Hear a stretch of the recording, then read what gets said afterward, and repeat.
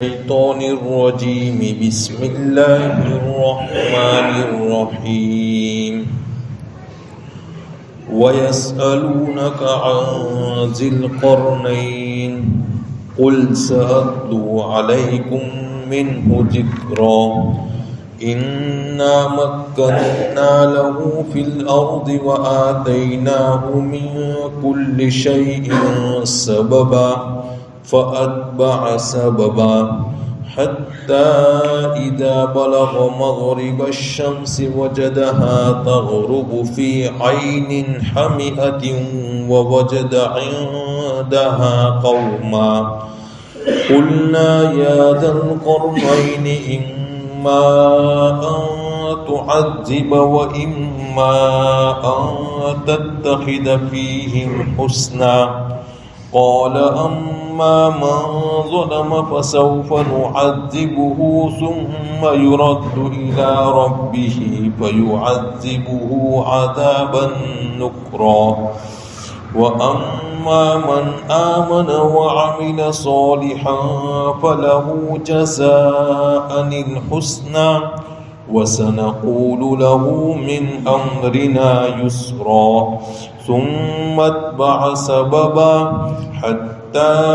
إذا بلغ مطلع الشمس وجدها تطلع على قوم لم نجعل لهم من دونها سترا كذلك وقد أحطنا بما لديه خبرا صدق اللہ العظیم۔ ابھی جو آیت تلاوت کی گئی سورہ کہف کی آیت نمبر 83 سے آیت نمبر 91 تک پڑھی گئی۔ گزشتہ حضرت موسیٰ علیہ السلام اور حضرت خضر علیہ السلام کے قصے کے اخیر میں یہ بات بتائی گئی تھی کہ جیسا کہ سورت کے شروع میں اس سورت کے نازل ہونے کا سبب جو بیان کیا گیا تھا کہ کفار مکہ نے یہودیوں کے کہنے پر نبی کریم صلی اللہ تعالی علیہ وسلم سے 3 سوال کیے تھے، اور ان 3 سوالوں میں سے 2 سوال کے جواب نبی کریم صلی اللہ تعالی علیہ وسلم نے تینوں سوال کے جواب جو ہے وحی کے ذریعے آپ پر نازل ہوئے اور آپ نے ان کے جواب دیے، جس میں سے ایک جو سوال تھا روح کے متعلق، دوسرا جو سوال تھا اصحاب کہف کے متعلق، اور تیسرا جو سوال تھا وہ ذوالقرنین کے متعلق۔ تو آج ذوالقرنین کے متعلق جو سوال کیا گیا اس کے متعلق تفسیر کی جائے گی، اور وہ لوگ آپ سے ذوالقرنین کے متعلق پوچھتے ہیں یہ ذوالقرنین کون تھا؟ اصل میں یہ ذوالقرنین یہ عربی لفظ ہے جس کا معنی ہوتا ہے 2 سینگوں والا۔ یہ ایک بادشاہ تھا اور مسلم اسلام پسند اور بہت دیندار بادشاہ تھا۔ یہ نبی نہیں تھا، البتہ اللہ تعالیٰ کا محبوب بندہ اور اللہ تعالیٰ کا برگزیدہ بندہ تھا۔ اس کے متعلق جو آتا ہے کہ اس نے بہت سفر کیے، تو چونکہ یہودیوں کی کتابوں میں اس کا ذکر بار بار آتا تھا، لیکن اس کے متعلق کچھ زیادہ معلومات ان کو نہیں تھی، اسی لیے انہوں نے ایک سوال یہ بھی کر دیا کہ آپ جا کر پوچھنا اپنے نبی سے کہ یہ ذوالقرنین کون تھا۔ لہذا جب انہوں نے آپ سے پوچھا تو آپ نے جواب دیا، قل، اللہ تعالیٰ فرماتے کہ اے نبی کہہ دیجئے، سأتلو علیکم منہ ذکرا، کہ میں تمہارے سامنے اس کا ذکر کروں گا۔ یہاں عربی کے کلمات کے اعتبار سے اس کا ترجمہ اگر ہم صحیح معنی میں دیکھنے جائیں تو اس کا ترجمہ یہ ہوگا کہ میں تمہارے سامنے اس کا کچھ ذکر کروں گا۔ اس لیے کہ قرآن کریم جو ہے وہ قصے کہانیوں کی کتاب نہیں ہے، نہ ہسٹری بیان کرنے کی کتاب ہے، یہ تو نصیحت کی کتاب ہے، ہدایت کی کتاب ہے۔ لہذا یہ تمہارا سوال ہے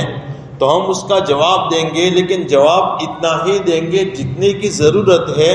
ذوالقرنین ایک بادشاہ ہے، کون سے ملک پر وہ فتح اس کی حکمرانی تھی، کیا کیا باتیں اس کے متعلق ہے، ان ساری باتوں سے قرآن خاموش ہے۔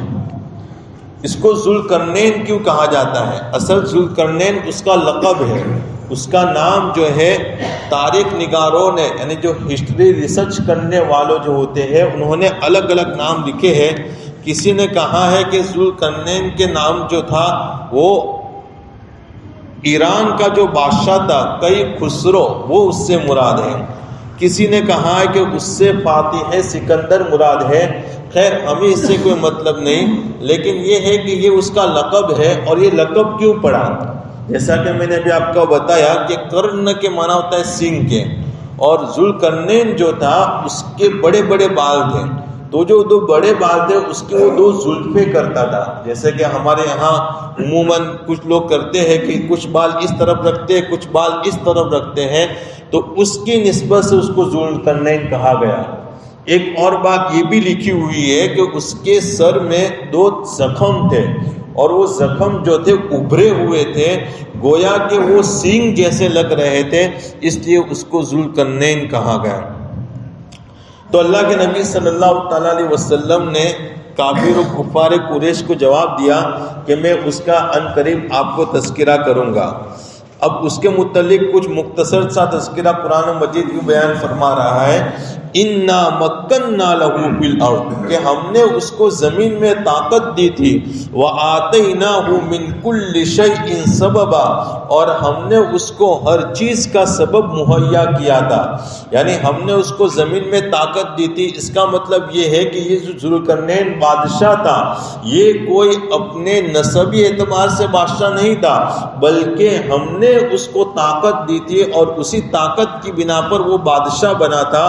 اور بادشاہت کے لیے جتنے بھی اسباب ہوتے ہیں، سبب کہتے ہیں ہر اس چیز کو جو مقصد کو حاصل کرنے میں ہمارا مددگار ہو۔ جیسا کہ ہمیں یہاں سے بازار جانا ہے تو ہم رکشا میں بیٹھے، تو یہ رکشا میں بیٹھنا ہمارا کس سبب سے ہوا؟ کہ ہمارا جو مقصد ہے بازار جانا، اس میں آسانی کے لیے ہم نے یہ رکشا کی ہے۔ تو اسی طرح اللہ تبارک و تعالیٰ نے بادشاہت کے جو مقصد ہوتے ہیں کہ دنیا میں امن پھیلانا ہے، دنیا میں سے ظلم ختم کرنا ہے، اور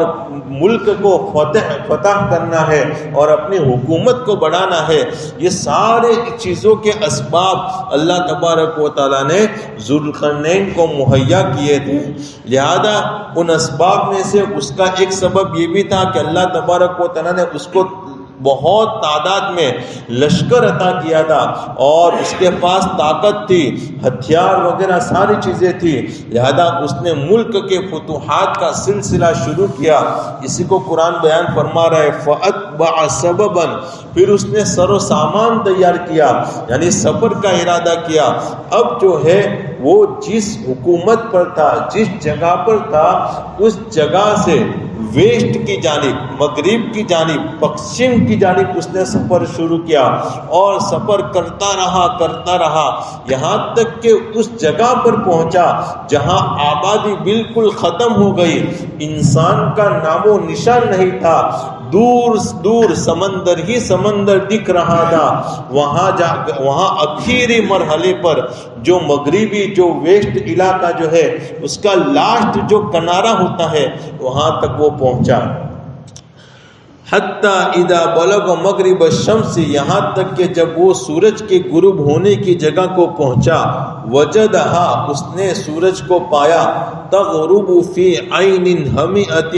کہ وہ ایک گدلے چشمے میں غروب ہو رہا ہے۔ جیسا کہ ہم جب سمندر میں کھڑے رہتے ہیں تو سمندر کا جو آخری کنارہ ہوتا ہے تو وہاں جب ہم سورج کو سن سیٹ ہوتا ہوا دیکھتے ہیں اور اس کو غروب ہوتا ہوا دیکھتے ہیں تو ایسا معلوم ہوتا ہے کہ سورج پانی میں جا رہا ہے۔ تو اسی کو اللہ تبارک و تعالیٰ نے بیان فرمایا کہ وہ اتنے دور اور دنیا کے آخری کنارے پر پہنچ گیا کہ وہاں بالکل کالا پانی تھا اور گدلا اور کیچڑ والا پانی تھا. گویا کہ دیکھنے والا جب دیکھتا ہے سورج کو تو ایسا معلوم ہو رہا ہے کہ سورج اس پانی میں کیا ہے, ڈوب رہا ہے. وَوَجَدَ عِنْدَهَا قَوْمًا, اور وہاں اس نے ایک قوم کو پایا. قُلْنَا, ہم نے کہا, یا ذَا الْقَرْنَيْنِ, اے ذو القرنین, اِمَّا أَن تُعَذِّبَ, یا تو ان کو سزا دے, وَإِمَّا أَن تَتَّخِذَ فِيهِمْ حُسْنًا, یا تو ان کے ساتھ اچھا سلوک کر. ذوالقرنین نے جب سفر شروع کیا تو اس سفر کے اندر اس کا پڑاؤ اور اس کا مقابلہ ایک کچھ لوگوں سے ہوا جو کہ کافر تھے, اور ذوالقرنین نے ان پر فتح حاصل کر لی. اب جو کافر تھے اس کے متعلق اللہ تبارک و تعالیٰ کی طرف سے اس زمانے میں جو نبی تھے اس نبی کے ذریعے اس کو کہلوایا گیا کہ ذوالقرنین, ہم نے ہماری قدرت سے آپ کو اس قوم پر غلبہ رکھ دیا ہے, لہذا اب آپ اپنی ثوابدید سے چاہے تو آپ ان کو عذاب دو, چاہے تو آپ ان کے ساتھ اچھا معاملہ کرو, دونوں اختیار آپ کو ہے. چونکہ وہ سارے کے سارے کافر لوگ تھے, اس لیے ذوالقرنین نے ان کے سامنے ایک بات رکھی کہ دیکھو تم سب لوگ اب میرے ماتحتی میں ہو, میری فتوحات میں تم سب شامل ہو چکے ہو. اگر تم زندگی گزارنا چاہتے ہو تو تم کفر سے باز آ جاؤ اور اسلام اختیار کر لو. اگر تم نے کفر سے توبہ کر لی اور اسلام اختیار کر دیا تو دنیا میں بھی میں تمہارے ساتھ نیک سلوکی والا معاملہ کروں گا کہ میں تم کو چھوڑ دوں گا, اور آخرت میں اللہ تبارک و تعالیٰ بھی تمہارے کے ساتھ اچھا معاملہ کرے گا. لیکن اس کے برعکس اگر تم جو ہے کفر پر ڈٹے رہے تو دنیا میں تم کو قتل کر دوں گا, اور آخرت کا عذاب تو ہے ہی. اس سے معلوم ہوا کہ دعوت جو ہے وہ دو چیزوں پر ہے, ترغیب پر بھی ہے, ترہیب پر بھی ہے. کہ دعوت میں ترغیب بھی ہے, ترغیب دینا ہے کہ دیکھو بھائی اس میں یہ فائدے ہیں, اس میں یہ فائدے ہیں, اس میں یہ فائدے ہیں, اور وقت آنے پر, موقع آنے پر ترہیب بھی ہے. جیسا کہ یہاں اللہ تبارک و تعالیٰ نے ذوالقرنین کے ذریعے ہمیں یہ پیغام دیا ہے کہ اگر تم ایمان لاتے ہو تو یہ تمہارے لیے دنیا میں بھی بہتر ہے, آخرت میں بہتر ہے, اور اگر کفر پر برقرار رہتے ہو تو میں تم کو قتل کر دوں گا. چنانچہ فرمایا اما من ظلم, بہرحال جو لوگ ظلم کریں گے, فسوف نعذبہ,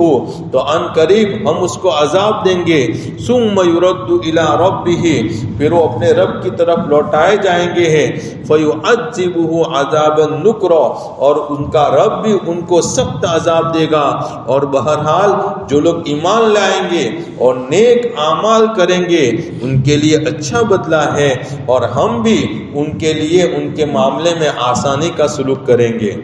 یہ تو ہوا ذوالقرنین کا ایک سفر جو کہ ویسٹ یعنی مغرب کی جانب تھا. پھر اس نے ایک دوسرا سفر کیا, ثم اتبع سببا, پھر اس نے ایک دوسرا سفر کیا, سفر کا سر و سامان پیدا کیا. اور یہ جو اس کا سفر تھا وہ اس کا یہ مشرق کی طرف تھا, پورب کی طرف تھا, اور پورب کی طرف اپنے جو حکمرانی تھی, اپنا جو تخت تھا, وہاں سے وہ چل پڑا, چلتا رہا پورب کی جانب, اور جہاں وہ دنیا ختم ہو رہی تھی وہاں پہنچا تو وہاں اس نے کچھ لوگوں کو دیکھا کہ کچھ لوگ ایسے ہیں کہ سورج کی جو روشنی ہے وہ ان کے جسم پر بلا واسطہ پڑ رہی ہے. یعنی وہاں ایسے خانہ بدوش لوگ تھے کہ جن کے پاس نہ پہننے کے لیے کپڑے تھے نہ رہنے کے لیے گھر تھا. یعنی ایک بالکل نیچرلی فطرتی زندگی وہ گزار رہے تھے. ان کو یہ بھی بھان نہیں تھا کہ کپڑے بھی ہوتے ہیں جو انسان کا بدن ڈھانپتے ہیں, اور گھر بھی ہوتے ہیں جس میں انسان اپنا سایہ حاصل کرتا ہے. ایسے لوگوں کے پاس پہنچے اور ان لوگوں کے ساتھ کیا معاملہ ہوا، ذوالقرنین نے ان کے ساتھ کیا معاملہ کیا، تو اس کے متعلق دو باتیں ہیں۔ ایک تو یہ ہے کہ جس طرح پہلے والوں کے ساتھ انہوں نے ذوالقرنین نے کہا کہ یا تو ایمان لے آؤ تو بہت اچھا رہے گا، اگر کفر پر جمے رہو گے تو بہت برا رہے گا، تو اسی طرح ان کے ساتھ کیا۔ اور دوسری بات یہ ہے کہ جب قرآن اس میں خاموش ہے تو ہمیں بھی کیا ہے، خاموش رہنا چاہیے۔ اسی کو آگے فرمایا، یہاں تک کہ جب وہ سورج کے طلوع ہونے کی جگہ کو پہنچا، چونکہ پہلا جو سفر ہوا تھا وہ سن سیٹ یعنی سورج کے غروب ہونے کی طرف ہوا تھا، اب یہ جو دوسرا سفر ہوا ہے وہ سورج کے طلوع ہونے کی جگہ پر، جہاں پانی تو نہیں تھا لیکن پہاڑی سلسلہ تھا کہ پہاڑ تھے، تو سورج کے طلوع ہونے کی جگہ پر پہنچا تو اس نے دیکھا، اس نے وہاں پایا کہ کچھ سورج جو ہے ایسی قوم پر طلوع ہو رہا ہے کہ سورج اور اس قوم کے درمیان کوئی پردہ نہیں ہے، یعنی سورج کی روشنی بلا واسطہ ڈائریکٹ ان کی اسکن اور اس کی چمڑیوں پر پڑتی ہے، یعنی نہ ان کے پاس نہ کھانا نہ کپڑے ہیں اور نہ رہنے کے لیے مکان۔ کذالک اسی طرح وقد احطنا بما لدیہ خبرا، ہم نے احاطہ کیا ان چیزوں کا جو اس کے پاس تھی، یعنی خبریں، یعنی ذوالقرنین جو تھا وہ خود کوئی نبی نہیں تھا لیکن ہم نے اس کو ساری معلومات فراہم کی۔ ثم اتبع سببا، یہاں تک وہ ذوالقرنین کے دو سفر کا ذکر کیا۔ آگے کا جو سفر ہے اس کا جو ہوا اس میں دو رائے ہیں۔ ایک رائے یہ ہے کہ اس کا یہ سفر جو ہوا وہ مشرق کی طرف ہی ہوا، اور دوسری رائے یہ ہے کہ اس کا یہ سفر جو ہوا وہ شمال کی جانب ہوا۔ شمال جس کو ہم نارتھ کہتے ہیں، شمال اتر کی طرف ہوا۔ اب یہ وہاں جب وہ پہنچا ذوالقرنین تو وہاں کچھ لوگ تھے، ان لوگوں نے ذوالقرنین سے کہا کہ ہم جو یہاں رہتے ہیں تو ہمارے پہاڑ کے پیچھے کچھ قومیں ہیں، وہ قوم جو ہے ہمیں بار بار پریشان کرتی ہے اور ہمیں لوٹ مچاتی ہے۔ تو ذوالقرنین نے ان سے کہا کہ آپ جو ہے انہوں نے ذوالقرنین سے کہا کہ آپ جو ہے اس کام میں ہماری مدد کیجئے، کوئی ایسا راستہ اختیار کیجئے کہ ہم ان کا جو ظلم ہم پر ہو رہا ہے اس سے بالکل باز آ جاوے اور وہ ظلم سے بچ جاوے، اور اگر آپ ہمارا یہ کام کر دیں گے تو انشاءاللہ تعالی ہم آپ کو کچھ پیسے بھی دیں گے، آپ کو ٹیکس وغیرہ جو ہے وہ بھی دیں گے۔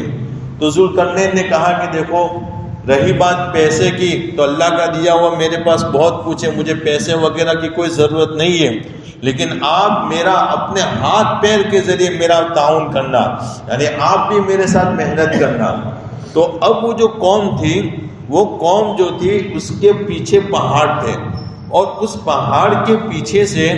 یاجوج ماجوج کی قوم تھی، اور یہ یاجوج ماجوج کی جو قوم تھی نا، وہ بار بار اس پہاڑ سے باہر آ کر ان کو لوٹ جاتی تھی، لہذا انہوں نے اس یاجوج ماجوج کے خلاف ذوالقرنین سے مدد چاہی۔ تو ذوالقرنین نے یہ کیا کہ جو راستہ تھا، جس راستے سے یاجوج ماجوج باہر آتے تھے، اس راستے پر سب سے پہلے لوہا رکھا، لوہے کو جمایا، اتنا اونچا جمایا کہ وہ پہاڑ کے بالکل برابر آ گئے، لہذا اب راستہ بند ہو گیا لوہے کی وجہ سے۔ پھر ان سے کہا کہ آپ جو ہے آگ لگائیے، تو لہذا انہوں نے آگ لگائی، اور جیسا ہی لوہا آگ کی وجہ سے نرم ہوا تو پگھلا ہوا تانبا جو ہوتا ہے وہ اوپر سے ڈال دیا، جس کی وجہ سے ایک مضبوط دیوار تیار ہو گئی، اور ایسی مضبوط دیوار تیار ہو گئی کہ وہ یاجوج ماجوج کی جو قوم تھی اب ان سے بالکل خطرہ نہیں رہا۔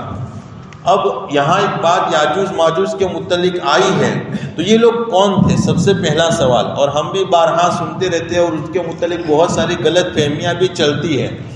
تو سب سے پہلی بات کہ یہ لوگ کون ہیں؟ تو ایک بات یاد رکھیے کہ یہ بھی انسانوں کی طرح انسان ہی ہیں، یہ کوئی دوسری مخلوق نہیں ہے۔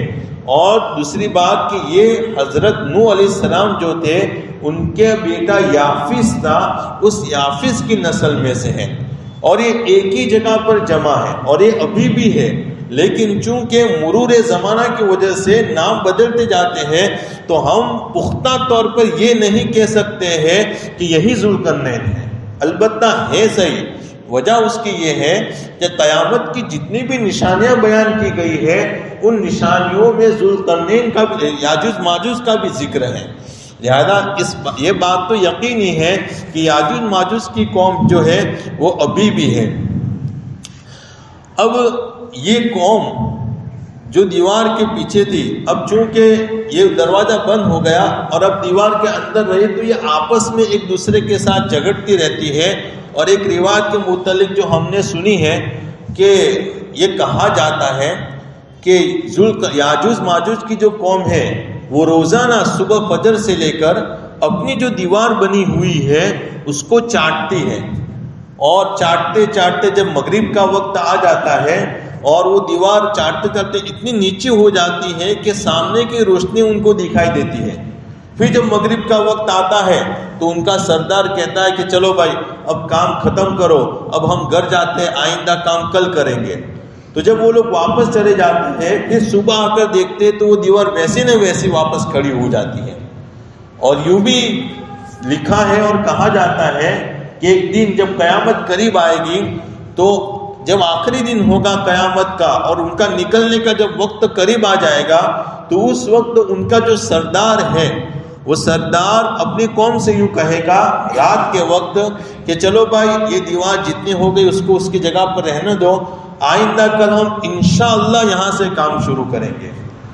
تو پھر جب وہ دوسرے دن آئیں گے تو وہ دیوار وہاں تک ہی ہوگی جہاں تک انہوں نے کل کام کیا تھا، اور پھر وہ لوگ نکل جائیں گے دیوار پھاند کر۔ تو یہ حدیث نہیں ہے۔ سب سے پہلی بات یہ جو ہے نا، ایک یہودی عالم تھے کعب بن احبار جن کا نام تھا، وہ اسلام لے آئے لیکن یہودیوں کے بہت بڑے عالم تھے۔ یہ ان کی کتابوں میں یہ سب چیزیں لکھی ہوئی ہیں۔ تو ان کی جو اٹھک بیٹھک تھی وہ حضرت ابو ہریرہ رضی اللہ تعالیٰ عنہ سے زیادہ تھی، لہذا وہ یہ ساری باتیں حضرت ابو ہریرہ رضی اللہ تعالیٰ عنہ کو بتایا کرتے تھے۔ تو یہ جو روایت ہے وہ حضرت ابو ہریرہ رضی اللہ تعالیٰ عنہ سے ہی مروی ہے، لیکن ایسی روایتوں کو یہ میں نے آپ کے سامنے اس لیے بیان کیا کہ یہ یقینی بات نہیں ہو سکتی ہے۔ یقینی بات یاجوج ماجوج کے متعلق یہ ہے کہ مسلم شریف کی روایت ہے،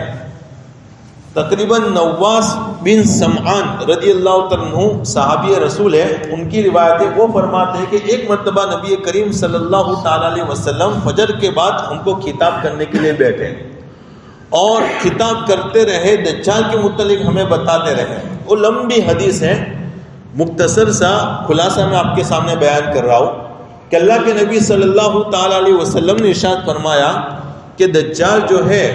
اس کی ایک آنکھ کونی ہوگی اور ایک آنکھ لمبی ہوگی، اور وہ جو آئے گا تو 40 دن تک وہ دنیا میں رہے گا، اور وہ 40 دن میں سے پہلا دن ہوگا وہ 1 سال کے برابر ہوگا،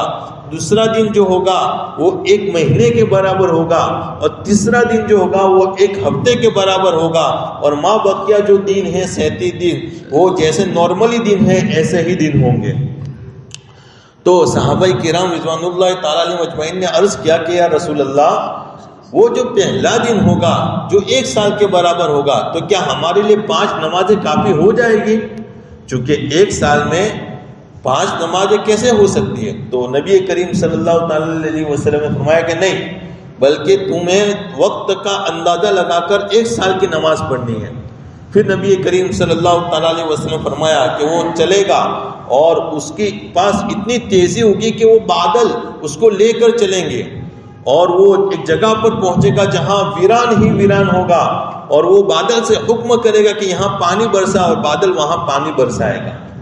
پھر ایک شخص ایک جوان کو لائے گا، اور ایک جوان کو لا کر وہ 2 ٹکڑے کرے گا، اور ایک ٹکڑا ایک طرف دوسرا ٹکڑا دوسری طرف اتنی دوری پر پھینکے گا جتنا کہ شکار آدمی اپنے شکاری کو جتنا اس کا شکار دور ہوتا ہے۔ پھر وہ کہے گا کہ زندہ ہو جا، تو وہ آدمی دونوں طرف سے آ کر کھڑا ہو جائے گا اور ہنسنے لگے گا۔ تو اس کے یہ سارے فتنے، وہ سارے فتنے کرے گا، لوگوں کو اپنی طرف بلائے گا، تو لوگ اس کے فتنے دیکھیں گے۔ جو لوگ صحیح ایمان والے ہوں گے وہ اس کا فتنہ دیکھ کر کہیں گے کہ تو دجال ہے، جس کی خبر ہمیں ہمارے نبی صلی اللہ تعالیٰ علیہ وسلم نے دی ہے۔ اور کچھ لوگ ہوں گے